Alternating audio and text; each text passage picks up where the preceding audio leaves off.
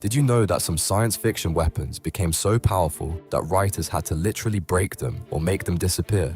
These devastating tools were supposed to make stories more exciting, but instead they broke the entire universe. Take the Death Star.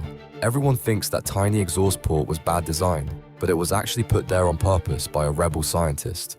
Why? Because a planet-destroying weapon with no weaknesses would end every story in 5 minutes. Star Trek created the Genesis device that could terraform entire worlds in hours. After one movie, they never used it again because it made every conflict pointless. Why fight wars when you can just remake planets? Halo's rings could wipe out all life in the galaxy instantly. The writers had to keep finding reasons why the characters couldn't just press the button and solve everything.